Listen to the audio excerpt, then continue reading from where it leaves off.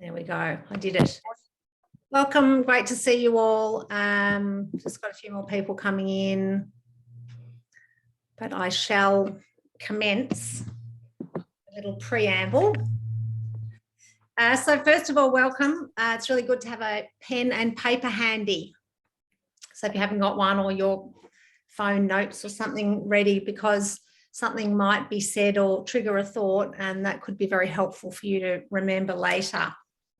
At any point you can press I think it's raise a hand to ask a question, but I'll check in at the end of each sort of segment and see if anyone has questions. And of course, this is being recorded. The recording will only be sent to anyone who is registered for open sessions. So yeah, there's nothing that will be said that will be shared or anywhere else. And I think I'm storing them on YouTube now, but it's still in a private setting.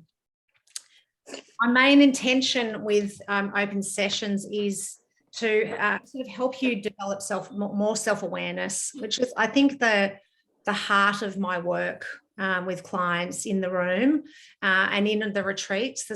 It's all about you learning about yourself. The more aware you are of yourself, the more attuned you are. I'm talking about tonight, to your nervous system, to your values and everything. And the more in line with that you live, the more able you are to attune to your special person, the primary relationship or any relationship, family, friends, colleagues, of any friendship, any relationship. So self-awareness is a very, very important skill to practice. The topic list is based on common themes that I work with, and I generally, after an open session, if no one sends in a topic request, I just kind of really attune, that word again, to common threads throughout any given week or month. So these topics are things I think, I really haven't spoken about that for a while, and it's something that I talk about a lot, and I'm just going to make sure that I do this in the next open session. So it's not there's no topic request, and because of that, I'm talking of in a general way. So there's no advice here. This is just me sharing information and knowledge and suggesting practices for you. Yeah, we'll have questions at the end. And I think lastly, to cultivate change, we need to live consciously. And I think, for those of you who've had sessions with me, we talk a lot about not trying not to do something, which is a negative want. I want to stop doing that. We don't want you to focus on what you don't want to do or what you want to stop. What we want to do is go to the antidote, almost the opposite practice, and clarify what you are wanting to do more of. Hang on.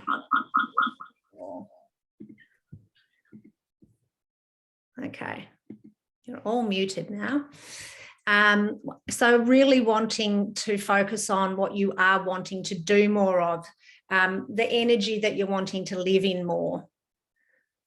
Focusing on what you do want, and in your relationships as well, making requests of what you do want, rather than saying to your partner or any relationship person, whether it be parent, child, anyone, I'd really like to talk to you about this and what I'm really wanting more of, or like, look at my sort of energy in my face. I'm more open, and it's more disarming. But if I say, I'm really sick of, look at the energy now, you just that person is going to shut down.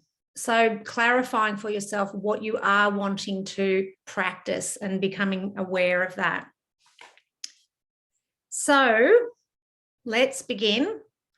The first topic is all about the nervous system. So attuning to your nervous system for optimal well-being and relationship harmony. A little hook at the end there, because I think that's important to say that when you are attuned to your own nervous system and you practice anchoring yourself, your emotions, you will be better able to influence your relationship in that regard. The autonomic nervous system is what I'm going to be talking about, but I'm not a neuroscientist. I'm not any of that. Just little old me. And so it's going to be very basic.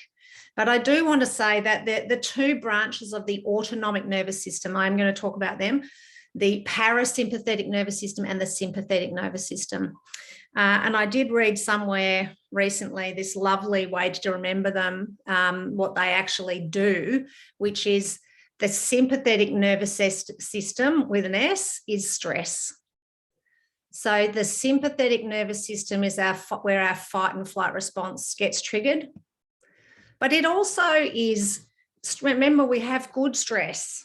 And I'm going to be talking about, give you a color-coded way to remember your nervous system zones in a minute. But stress is not just bad. Stress is only bad when there's too much, when we have an overproduction of stress hormones. That is when it's very toxic to our sort of whole body and well-being and functioning. So think about it. Sympathetic equals S for stress, fight, flight, response. Parasympathetic, P equals peace. So these two branches of the nervous system, one is that kind of productive and performing, but once we get too much production of stress hormones, we go into red zone. I'll talk about that in a minute. But the parasympathetic nervous system is where we return to a calm state. So just those two we're going to focus on. So I'm now going to introduce 3 zones, color-coded zones for you to take with you and remember, and most importantly, that word attune to which zone you are in, and sometimes deliberately entering and exiting zones. For those that have had relationship sessions with me, I use my hands as a brain, and I talk about green, amber, and red. We're not talking about those. We're talking about just how we're attuning to our own nervous system. So think of each colour as having a range from light to dark as well. I'm going to start with the purple zone.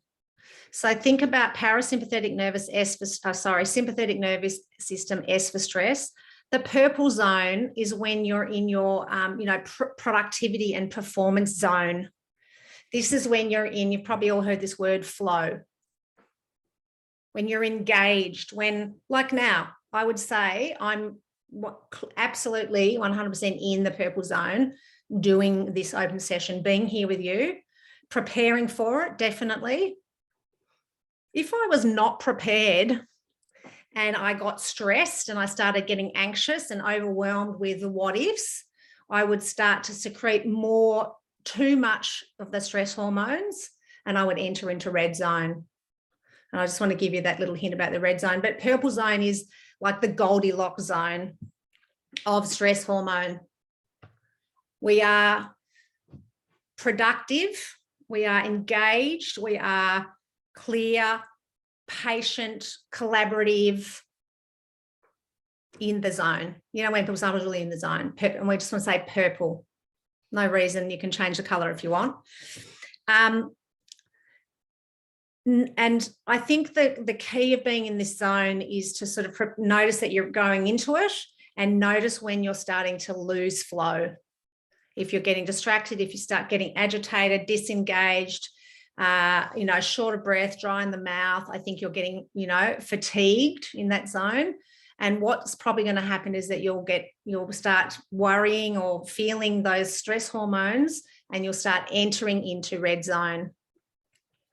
So red zone is the stress zone, when you're in that overproduction of stress hormones, anxious, intolerant, overwhelmed, frustrated, reactive, sad, depressed, disconnected, helpless and hopeless, depleted, can't concentrate, and actually feel unwell.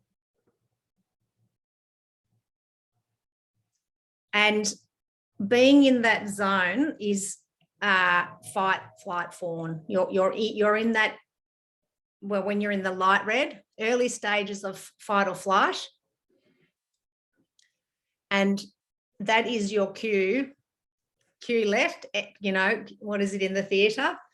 Cue off stage, whatever it is, get out of the red zone. And this is what I've started really practicing this as an awareness practice, so I can sort of share my findings. And it is absolutely possible to move out of red zone, but you just have to be aware that you're entering into it. So that as soon as you start noticing that, then you do whatever you can to exit. And I'll talk a bit about that in a minute.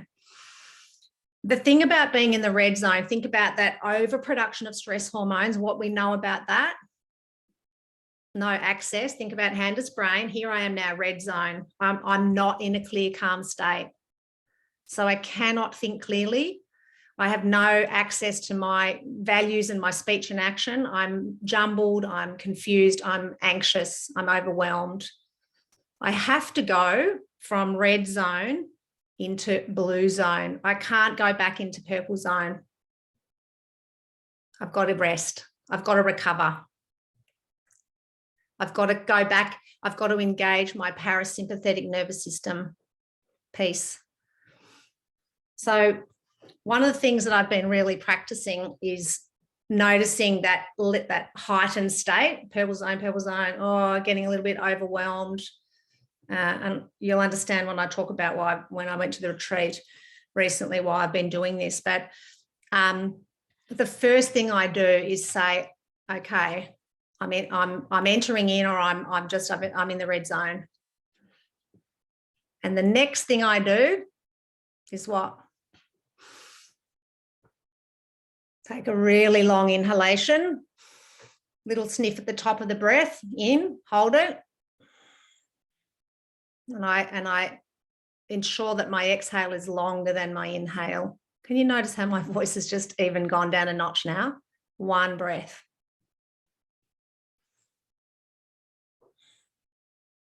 And I'm just saying to myself, it's okay, just take a couple of breaths.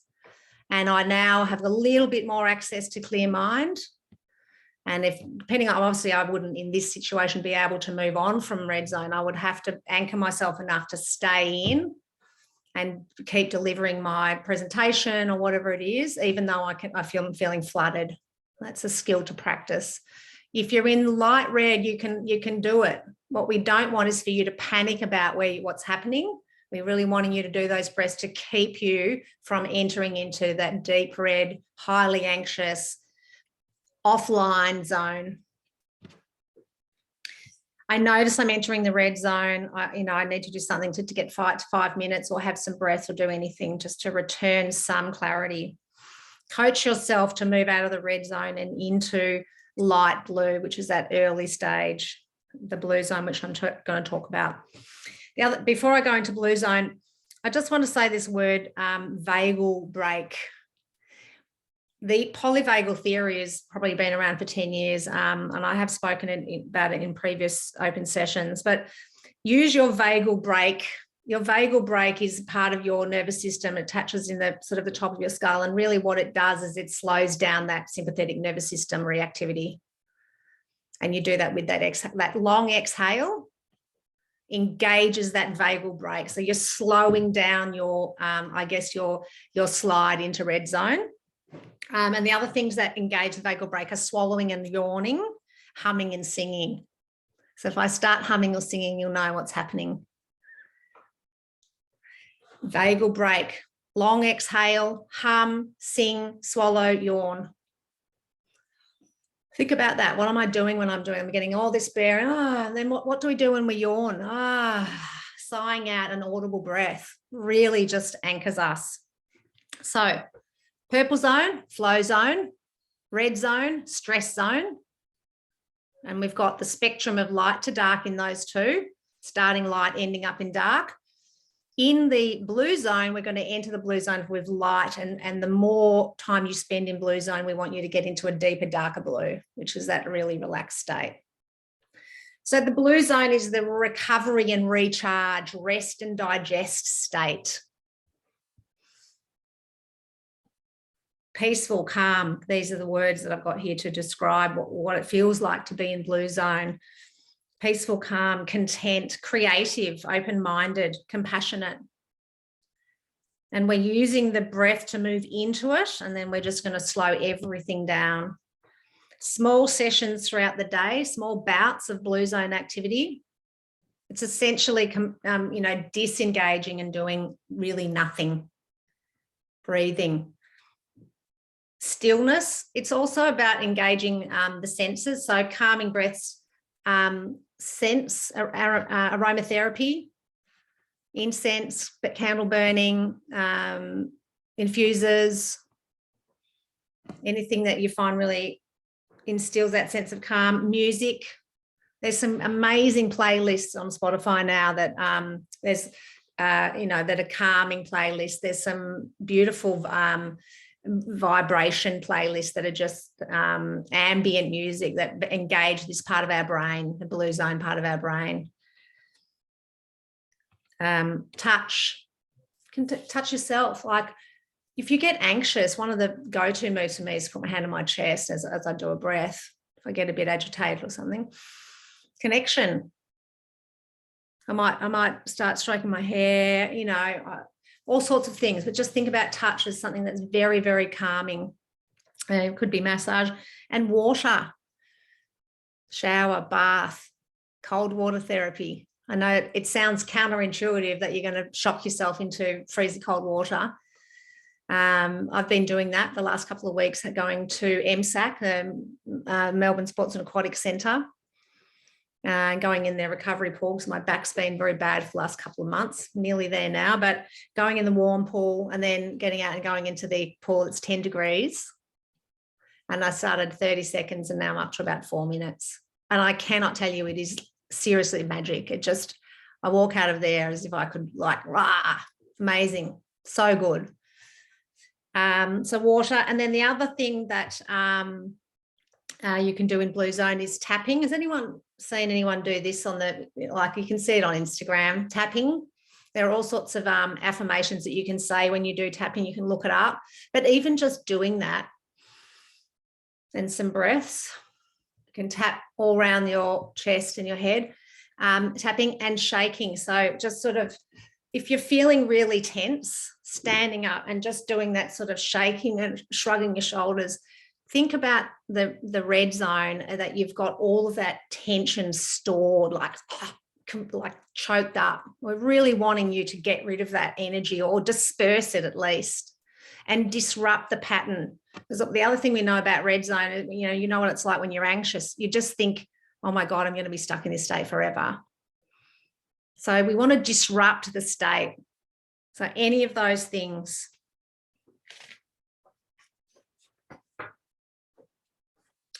The blue zone, pockets, small bursts throughout the day. I want to say bursts, bouts, small moments of blue zone activity throughout a day, and then also longer sessions of it at night, on the weekends, where you just be lying on your bed, just resting, recovering. The blue zone builds immunity, promotes restorative sleep, optimizes functionality in the body. Like think about our digestive system. This is where it all happens when you're in blue zone. Red zone is where everything shuts down and constricts. So everything's affected by that. And you remember you're overproducing cortisol and adrenaline, and that inhibits the production of serotonin and melatonin. So your sleep's affected. So blue zone, right? Repairs and heals. It repairs and heals not just our body and our cells, but our mind and our emotion. I think really, since I've been sort of studying this, all of my healing and on every level happens when I'm in that calm state, because that's when I'm really able to say, well, that person, that was fair enough. I can understand why they were so this or angry or feeling cornered. But I can't do that if I'm in red zone. What do you think? Like it? Helpful, isn't it? So I'll just quickly give a recap of that and a wrap up. So we've got our sympathetic and parasympathetic branches of the nervous system. Sympathetic equals stress zone. And remember, we've got good stress and then bad stress. And the parasympathetic is our P for peace. So rest, relax, restore, digest. And then we have our 3 zones. Purple zone is the flow zone, productive and performing, engaged, all of those experiences. We have the red zone, like the alarm, floods of stress hormones. And we want to be attuned to our from moving from purple zone into red zone. And we're going to be practicing anchoring breath, or singing and humming or yawning and swallowing, anything that disrupts red zone activity. Long exhale, and then we move straight back into blue zone for a period of time to recover, restore, recharge. It's just like a phone battery. And then you go back into purple zone. You can only be in one zone at a time. And you can't really enter, if you've gone into deep red zone, you must come back through blue. Makes sense, doesn't it? Got to restore and have that sense of calm and clarity again.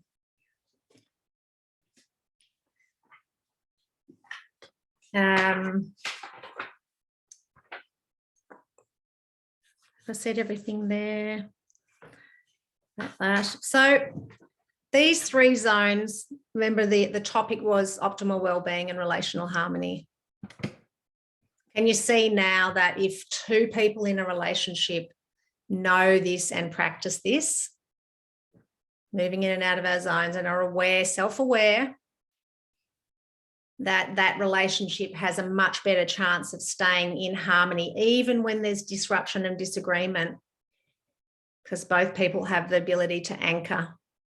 Emotional anchoring enables me to get clarity in my mind about what matters most, what I want to say and how I want to say it. If I'm in red zone, no good. Optimal well-being requires you to be aware of which state you are in. Too long in the purple zone and you'll move into red. Notice it and be disciplined to do whatever whatever is required to move back into blue zone. Too much time in the red zone and you'll burn out your adrenal system. Overproduction of stress hormones. When both people are in a relationship, are living with optimal well-being, they are more able to weather relational storms, more able to anchor emotion, more able to really hear the other person's points of view, needs, wants, etc. More able to wriggle to the middle, more able to filter their speech and action through values of care and consideration, and create more relational unity and harmony. Does anyone want to ask anything about the zones or the nervous system or anything at all about that? All good? Anya. So our next topic, the difference between self-awareness and self-absorption. The reason why I decided to include this is because it comes up a lot. I think it mainly comes up in relationship sessions, but often in solo sessions, that there's a stigma around self-awareness and self-development and self-help, that it is self-absorption. Oh, you're so self-absorbed, you're always, working on yourself. Yeah. Good, that's good. So I just think it's important to clarify these two. And self-absorption, we can also say self-centeredness, and there'd be a lot of other selves that fall into this category. Selfish is more, I think, a behavior. I think that was a very selfish act. So that was a very selfish decision, but I wouldn't say it's a character trait more than a behavior. I think self-absorbed is more what we want to differentiate. So self-absorption is being preoccupied with your own thoughts, beliefs and opinions, wants and desires, interests, etc., without consideration of other people.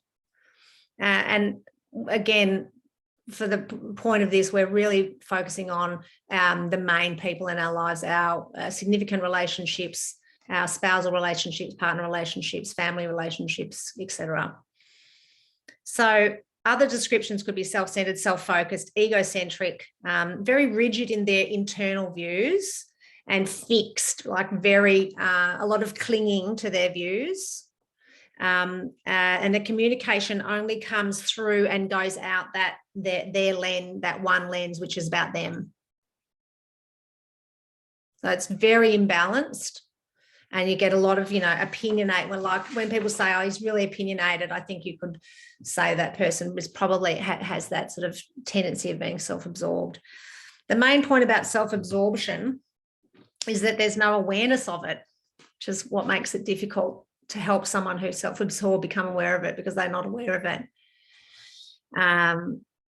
And this stifles a person's engagement with others and their overall experience of life. So if I'm self-absorbed and I'm just in my own world, in a little silo, it's very hard for me to listen with an open mind to other people's opinion, because it challenges my beliefs. I don't want that. That self-absorbed people are very rigid, black and white. And it's a barrier for them to feeling connected and belonging, and it sort of is a self-perpetuating cycle. It's fair to say that this temperamental character trait is prone to depression because this relating style is very self-isolating. And then I've got a little thing here, I've got a tip. Don't focus on not being self-absorbed. Sharpen your focus on practicing self-awareness.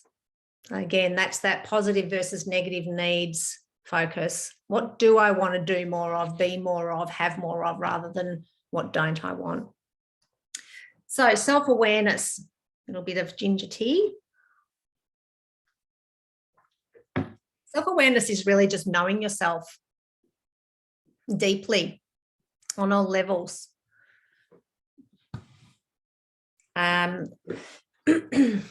It's knowing how you want to live. It's being aware of your values. It's knowing when you're in sync with your values and your visions and how you want to live your life, and when you're not. And being able to be aware of that, as well as having other people's needs. Can you still hear me? Sorry, my thing just said my AirPods are picking up. Okay.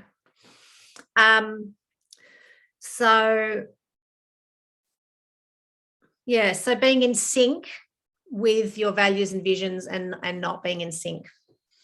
Being aware of that. This level of self-observation enables us to consider ourselves as well as others, and being able to hold each other in positive regard.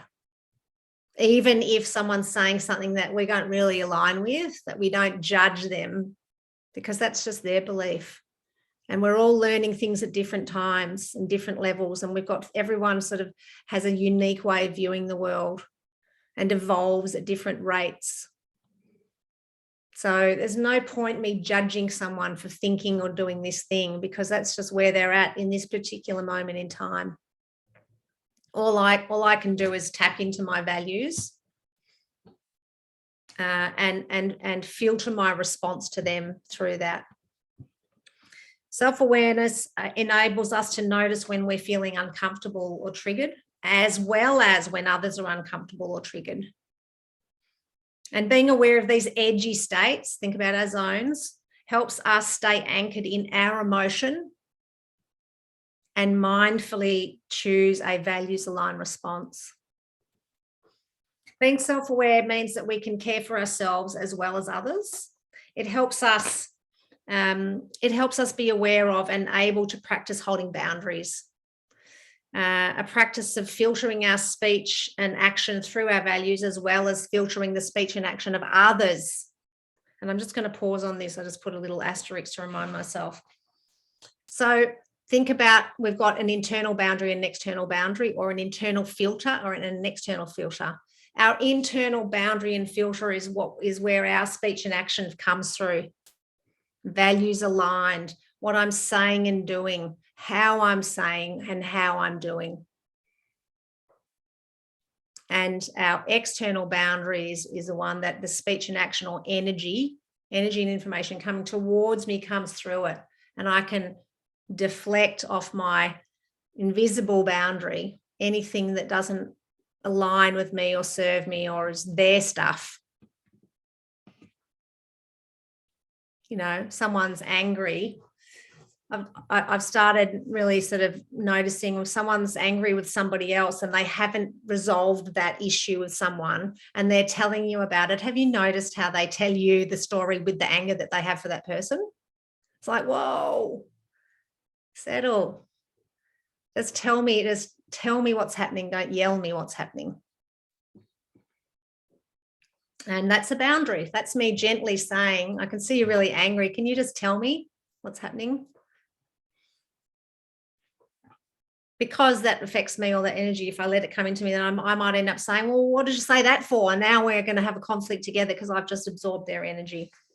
So self-awareness helps us be aware of when we're feeling a bit uncomfortable, anxious, you know, I'm just not quite, just a bit off, or if somebody else is. Self-awareness is a skill to practice, and it's definitely where you will find your inner world satisfaction is derived from. When you're self-aware, you will know how to go within and find some stimulation or comfort, peace, pleasure. Inner world stability and satisfaction comes from self-awareness, knowing what makes your heart sing, knowing what relaxes you, knowing whether you prefer to hum or sing. You know, you've got to know that about yourself. And again, your key relationships, once you're really good at this, then you can start saying, you know, I notice you get really, when you're in a fizz, it's, you know, well, what do you do to sort of help yourself calm down? No, I don't know. Oh, well, this is what I do. It's really helpful. You can really then impart those practices onto other people when you've got really good at them yourself. So that's the difference between self-awareness and self-absorption. I'd say one is a desirable practice and the other one isn't. Anyone want to say anything or ask anything about that topic before I tell you about my retreat experience?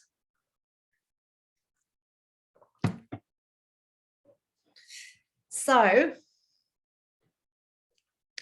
in recent months, I think some of you know I've been having, my back's been playing up. Ran this inward retreat in the end of July, put a lot of focus, time and energy into this half day retreat, which was here in Albert Park. It was 12 people, 4 hours. It was a group silence retreat.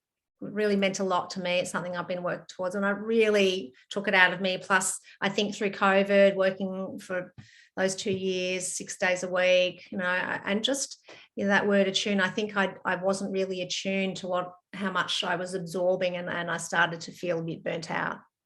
And I think that's why my back and everything was locking up. And I felt that in sessions I started just got to always rub my neck and thought, oh, hang on, I'm getting burnt out. Last year, when in COVID, one of my family members was going through a really hard time, and I was very worried. And I said, "Okay, I'm going to take. I want to go to a retreat. I've never been to one. I'm really wanting to see what they do and get some ideas for my own retreats that I want to build. So we'll go anyway." Lockdown got shut out, so we had it rebooked for. It was only about a few weeks ago, and as it turns out, I was the one that needed it more. It was so wonderful to go on this retreat. It was only 5 nights. And I have to say, you know, 5 nights has not enabled me to fully restore myself, but I'm well on the way. And that's why I was wanting to share this nervous system practice, because that's something I've been really, really practicing, just noticing, you know, having less sitting time and just more blue zone time throughout a day to give myself a chance to recover. But there were some interesting things that popped up for me when I was there that I thought would be really helpful to share. And I'll add some other things and you can ask questions and share your own experience. How are we going for time? Perfect. So I want to say what I was there for. So I was there to restore my health, to get myself on the way back to my optimal health and well-being and vitality. I was definitely there to recover from adrenal fatigue. And one of the things that I could tell that I was burnt out, I just have not been sleeping well for ages. I think menopause as well, but mostly I think, and this is what I realized from this retreat, that I've been producing too many stress hormones and I'm not getting enough serotonin and melatonin. My digestive system has been up the spout, just so slow and sluggish. And when I went there and started reading all of this, even though I know it all, I just hadn't cottoned on to that was what was happening for me. Putting on weight, feeling sluggish, like just depleted, doing my exercise and swimming and doing everything that I think I need to do, but just not getting enough rest time because I'm not sleeping well. Remember, if I was sleeping well, it would be different, but I wasn't. So I went there one of the things that was really important was to improve my quality of sleep. Here's what the number one thing that stood out for me when I was there that I realized, and that is screen time. Just really stood out for me. How responsive I am on my phone. And I mean, I'm very committed to my work. It's not like I'm like a workaholic. I just deeply care. So I have had to learn now to not look at my phone in between sessions, for example, because I like finish a session and I'm checking email and responding to an inquiry, or if someone wants to change a session or something. So I'm always having this stimulus. Then when I'm going for my walk, I'm listening to a podcast or something. No downtime. I was also on my screen sometimes quite late at night, first thing in the morning, and I had my phone in my room. So often I'd get into bed with the intention of not looking at Instagram or anything, and I would, because it's that zoning out. But it's not blue zone time, it's purple zone. So even though I think I'm relaxing, and I think this was the biggest takeaway, I think I'm having downtime, I'm not. I'm still in a stimulus state.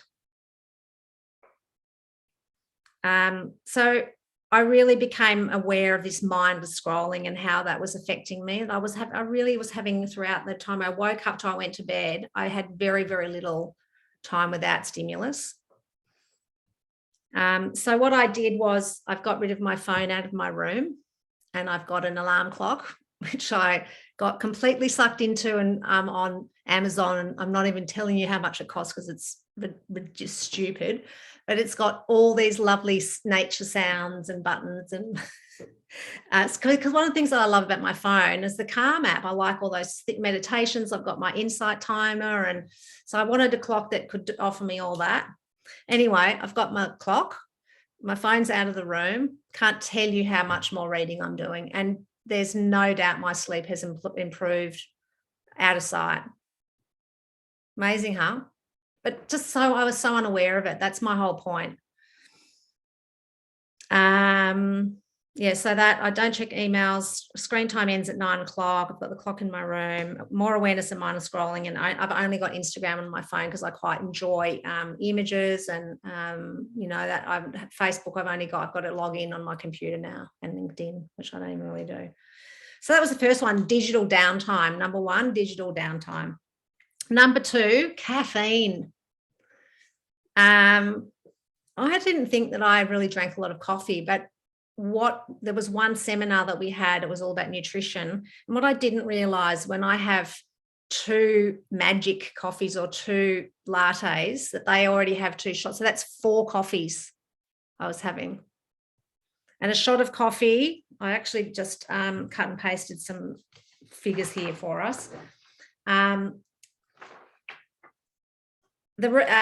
The research isn't clear, but it's likely that healthy adults can generally consume around 400 milligrams of caffeine. And I'm not talking about coffee, we're talking about caffeine a day.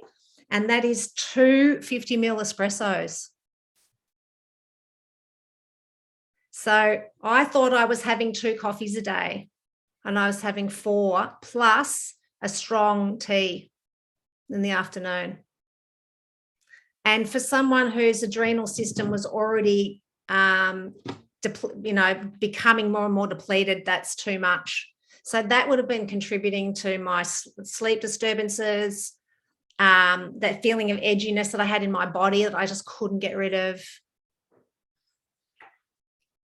Children, we don't know about that. So espresso, 50 mils. So 50 mils is 1 cup. Instant coffee, 1 teaspoon is 80 mils. Dark chocolate, there's all this health about only having dark chocolate. It's got 60 grams. A 50-gram bar has got 60 mil of whatever it is, mils of caffeine in it, milligrams. So there we are at nighttime going, oh, I'm so healthy, I'm having dark chocolate. Zing. And one other thing that I put here is that caffeine does not affect the way your body absorbs alcohol. When you think, oh, I'll just have a coffee and I'll be right. It will not reduce your blood alcohol concentration or help you sober up. That's a myth. So that was the second one, was less caffeine. Digital downtime, number 1, less caffeine, number 2. They're the 2 practices. And the third one is the one I'm probably most excited about. So every morning at 5:30, you go away to have a retreat, but I was up at 5:30 every morning to do Qigong. Anyone heard of Qigong? Tai Chi? Similar. Chinese, it's a Chinese, ancient Chinese practice. And what I understand about the difference is Tai Chi is more an external kind of martial arts practice, is where Qigong is more internal. It's a moving meditation. And the reason why I got so excited about this is because in this state that I have been in, I was finding it really difficult, almost impossible to meditate, to sit down and just do any stillness practice, because I had so much energy, cortisol, adrenaline, and stress hormones flooding around my body. I couldn't sit still. I couldn't just sit there. I was too agitated. And then I was getting agitated about that. So Qigong has really gave me this new experience of meditation, which enables me to move gently with the breath. And it was just profoundly helpful that I did that every day. And I've been doing it nearly every day since. And I'm going to learn to teach it, so I can take classes for all of you. I'll just say a little bit about it. Qigong is a moving meditation practice that comes from ancient China, and it's connected to traditional Chinese medicine. Thanks, Dee. Qi, you probably all heard this before. Qi translates to life force, energy. And Gong means to work or cultivate. So the literal transition of Qigong is energy work. The best way to describe the practice of Qigong is as a gentle and restorative exercise therapy. And the purpose of the practice is to release tension, physical, mental, and emotional tension, in order to allow the body to circulate freely and without stagnation or blockage. When I had a couple of conversations when I got to the retreat about what I was feeling, and I said, I feel like I'm like compressed, blocked up. I'm my neck sore, everything's like, and it's exactly what this described. Stagnant, block and blocked. Qigong activates our body's energy system and the innate self-healing capacity of our body.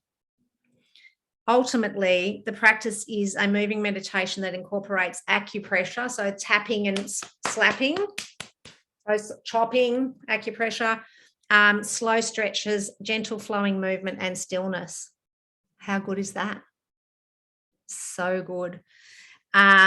So yeah, I'm loving Qigong. That is the third practice that I took away, and the third and just most appreciated practice that I took away from the retreat. And I'm working with a teacher online, and I will be doing teacher training over a 6-month period. How fun! So that, with my DJing, we've got some fun to have next year. what is the most significant difference in the way it made you feel? It's given me this, well, definitely calm, but that word chi is really what I can feel when I'm doing qigong. When I do yoga, it's calming and it's grounding, but qigong is like vitalizing.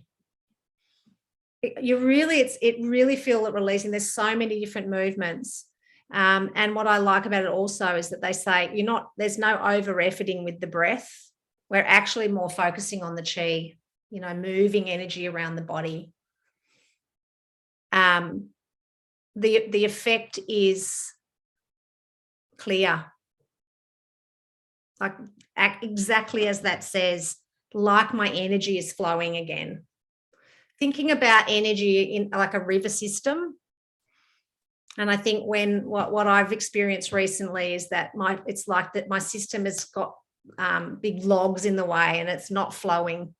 My digestion was affected. Everything started breaking down from that lack of flow.